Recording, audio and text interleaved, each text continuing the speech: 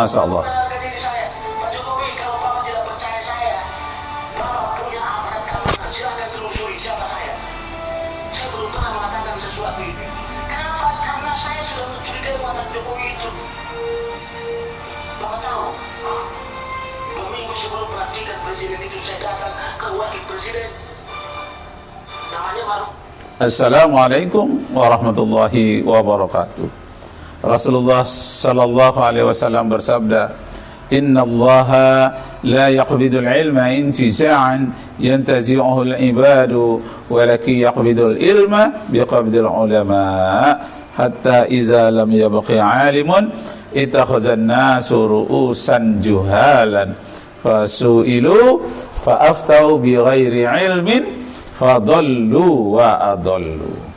Akan datang nanti suatu masa, kata Rasulullah, di mana pada waktu itu Allah akan mencabut ilmu dari manusia, ilmu agama, tidak secara tiba-tiba, tapi Allah mencabutnya dengan mematikan orang alim ulama. Apabila alim ulama sudah tidak ada lagi, orang yang bodoh-bodoh akan diangkat jadi pemimpin masyarakat. Tatkala orang yang bodoh-bodoh dan pelongo itu ditanya, fa'aftau bighairi ilmin, dia memberikan fatwa tidak berdasarkan ilmu agama, fadallu wa adallu, dia sendiri sesat dan menyesatkan kepada orang lain. Nah, orang yang berilmu ini penting sekali, baik ilmu dalam bidang asyasa, dalam bidang politik, maupun dalam bidang iktisadiyah, dalam bidang ekonomi, apalagi dalam bidang adini, ya, dalam bidang agama. Ilmu ini sangat penting sekali. Nah, sekarang mari kita dengarkan ilmu dalam bidang asyasa, dalam bidang politik yang mensejahterakan rakyat. Karena ada kaidah fikhiyah asasiyah asyasah menyatakan tasarruful imam li ra'yatihi manutun bil maslahah.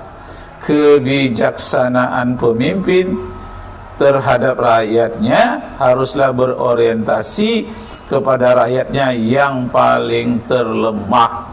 Jadi mana yang paling lemah itu diprioritaskan pertama dahulu. Nah, jadi banyak ilmuwan mengingatkan presiden, mengingatkan menteri, misalnya mengingatkan Jokowi, diingatkan dulu 10 tahun yang lalu, diingatkan, jangan lakukan ini karena ini berbahaya, itu mengganggu kesejahteraan rakyat. Nah, begini katanya pernyataan, coba kita dengar. Apakah saya datang ke sana minta jabatan? Enggak. Saya 3 orang dari UI itu datang ke sana. Ada beritahu, Pak Yai, hati-hati, itu Jokowi manusia aneh.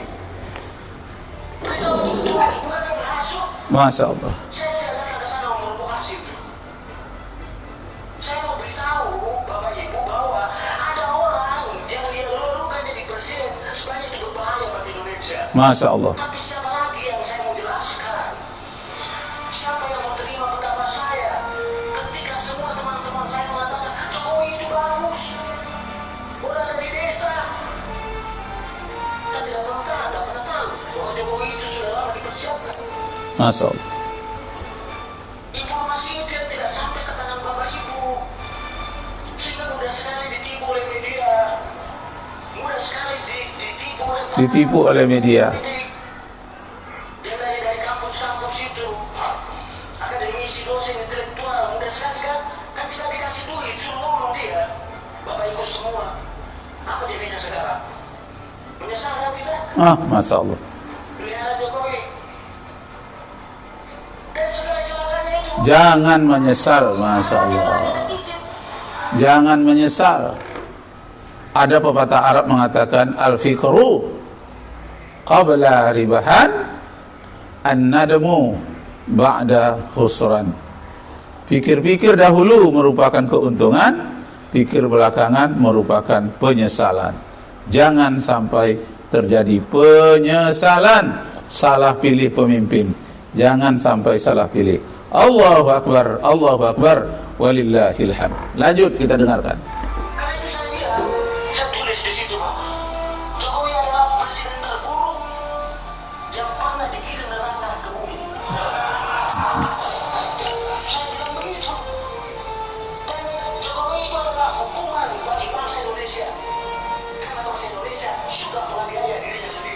Masya Allah. dan suka menipu dirinya sendiri. Jadi Jokowi itu nggak ada dia bebas. Dia hanya menjalankan tugas takdirnya dia. Dia diutus oleh neraka. Dan dia diutus untuk kasih menderita Bapak. Itu saja itu. Dan saya menghindar dari situ, saya sudah selamat. Saya sudah ajar semua orang, tapi orang lain tidak mendengarkan saya. Oke, saya masuk ke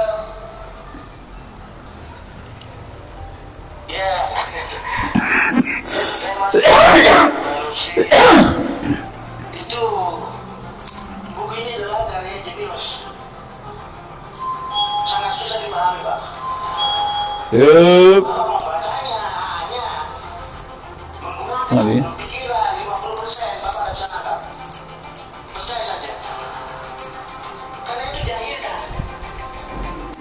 Buku ini hanya membuktikan bahwa di dunia ini memang sebelum Dajjal asli turun akan dikirim dulu pada Dajjal junior. Apa itu? Itu dia memberitahu Bapak.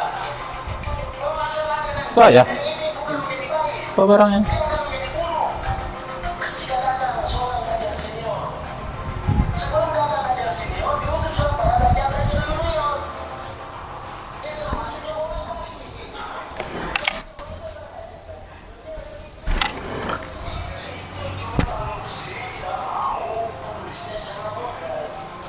Saya pahami kalau manusia tidak mau. Disitulah kekentalannya dia sebagai seorang intelektual coba menjaga. Dia sedang emosinya seperti saya. Dan kalau saya tulis itu betul saya tulis di situ. Tapi karena saya bukan manusia, saya tidak begitu. Saya tulis itu. Ya, itu. Dia buku ini hanya ingin membuktikan bahwa semua teori yang ada di dunia ini tentang ekonomi politik sesungguhnya itu adalah teori imperialisme. Teori kolonialisme sudah ada itu. Mulai dari teori pembagian dunia, Barat mengikut Timur. Barat mengatakan, hei Timur, kau fokus sama pertanian, saya fokus sama teknologi. Hei apa? Dua-duanya dia kerja. Maka tertinggal Timur. Ketika Timur tertinggal, menghadapi masalah pengangguran, kemiskinan, kesehatan, karena Barat mengeluh. Kalau bisa maju, kami mundur. Apa kata Barat? Ya itu salahmu. Kita lagi saja. Padahal teori pembagian tadi mengatakan begitu. Ya, kita disuruh fokus. Maka Barat menawarkan, oke kalau begitu membangun. Nah Timur mengatakan, Timur ini negara berkembang ya, negara dunia. Ya, bahasanya itu kan negara dunia maju, nanti juga terbelakang. Kan gitu. Dia kalau ada mau maju, ya membangun. Kalau ke Timur, bagaimana caranya saya membangun? Saya tidak punya apa, biaya modal. Dia katanya kalau modal nanti dari saya. Gampang itu kalau modal. Maka dia siapkan apa? Modal dalam bentuk utang dan investasi. Masya Allah. Karena itu dalam melihat utang dan investasi jangan bawa pernah gembira. Jangan menggunakan ilmu ekonomi ansih. Utang dan investasi itu adalah instrumen penjajahan, Pak. Masya Allah. Itu Penjajahan. instrumen teori pembangunan. Tolong beritahu itu presiden Indonesia itu. Jangan suruh utang-utang terus itu. Orang Islam paham betul itu. Kalau ada orang yang baca utangnya, malam tidak bisa tidur nyenyak, siang dia selalu sembunyi mukanya. Masya Allah. Utang. Dan keluarga yang dibangun dari utang masih ubah aja. Doa Rasulullah sallallahu alaihi wasallam.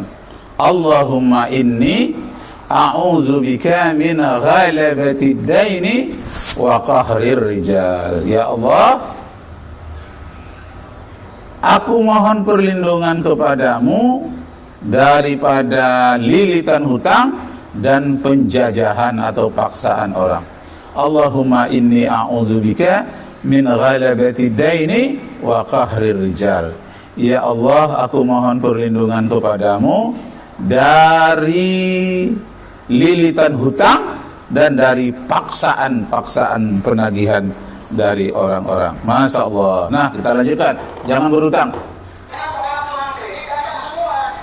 Gancang-gancang itu. Itu aja analoginya sederhana itu. Kenapa Jokowi sudah berhutang itu? Karena memang mau menjerumuskan negara kita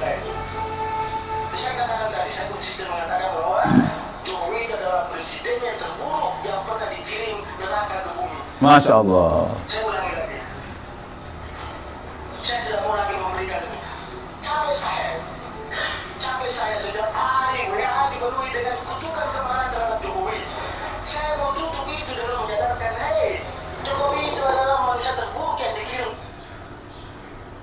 Nah, demikianlah dulu Bapak Ibu serta saudara-saudara sekalian, sekedar membuka wawasan kita, menguatkan ingatan kita.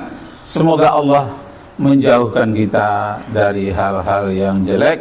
Doa kita dalam memilih pemimpin ialah Allahumma inni, ya Allah ya Tuhanku, berikanlah kepada kami pemimpin yang takut kepada Engkau dan mencintai kami sebagai rakyatnya.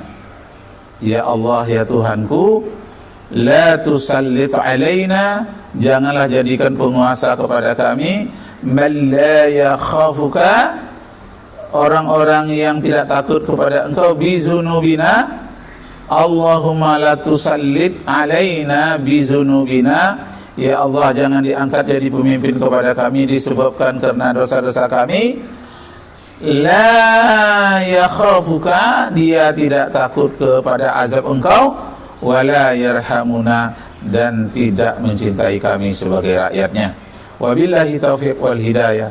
Wassalamualaikum warahmatullahi wabarakatuh.